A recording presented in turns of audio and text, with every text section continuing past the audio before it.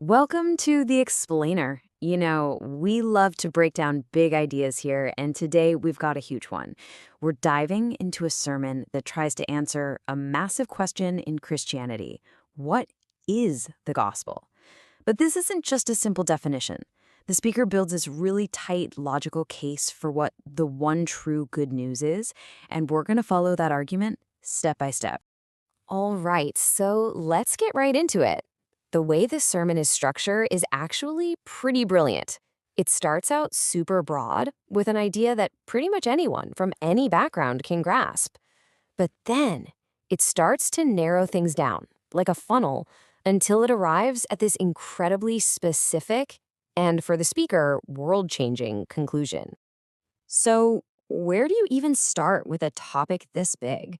Well, the sermon begins at the widest possible point. It kicks things off by just defining the word gospel.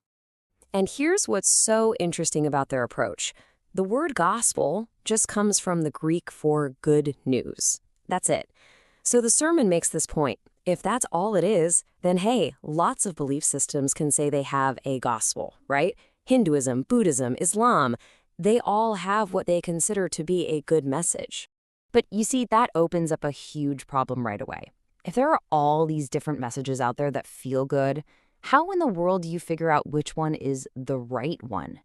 This is where the sermon throws up a major red flag. It argues that just trusting our gut, relying on our feelings about what seems right, is actually a really dangerous way to go.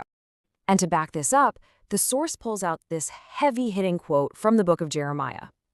The whole point here is to build a case that we can't trust ourselves. The argument is pretty straightforward. If the human heart is flawed, maybe even deceitful and wicked as the text says, then how can it possibly be our compass for ultimate truth? We've got to look for a standard outside of ourselves.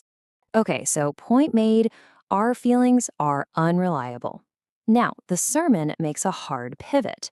It moves from what we can't trust to defining what it sees as the core, fundamental problem facing every single human being. And it's a problem that, according to this argument, needs a very, very specific kind of good news to solve.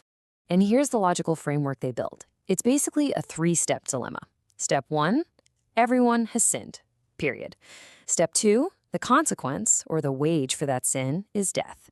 And step 3, this whole situation creates this massive gap, a separation from God that, and this is the key part, we are completely powerless to fix on our own. So you have this unsolvable problem, this impossible situation. What do you do? Well, this is exactly where the Christian version of good news comes onto the stage. It's presented not as a simple message, but as this radical, totally unexpected divine intervention. The sermon frames the solution as, well, you could call it the Great Exchange or a divine trade. It's this incredible swap. You can see it laid out here. On one side, you have humanity with its sin and the death it has earned. On the other, you have Jesus, who is sinless. The idea is that he takes our sin and our death penalty, and in return, he gives us his perfect righteousness and life. It's offered as a total gift, something you just have to accept through faith.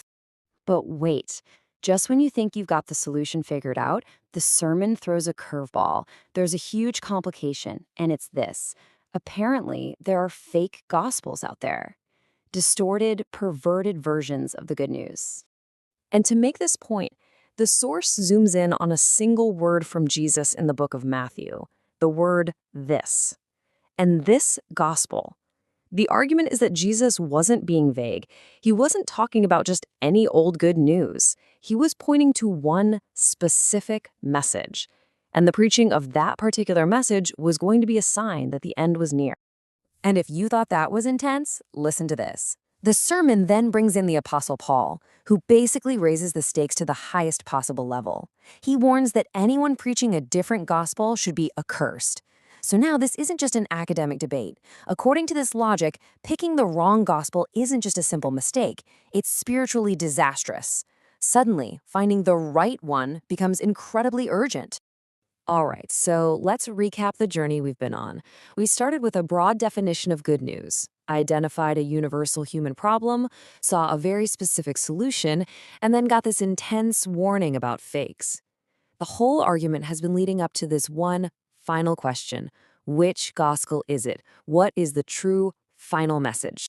And the sermon's answer is incredibly specific. The speaker points to one chapter in the very last book of the Bible, Revelation chapter 14.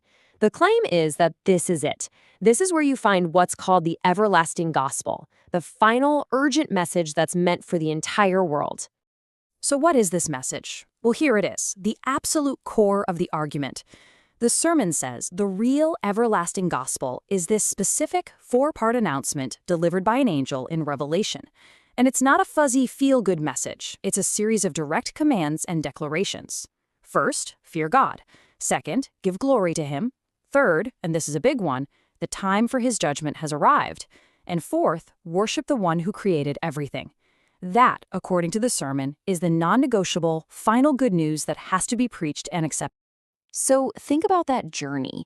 We went from good news being any nice message all the way down this logical funnel to a very specific four-point command from the book of Revelation. It's a really powerful way to build a theological argument, taking you from the universal to the extremely particular.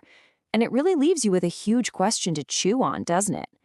How can one specific interpretation of one specific text come to define someone's entire reality?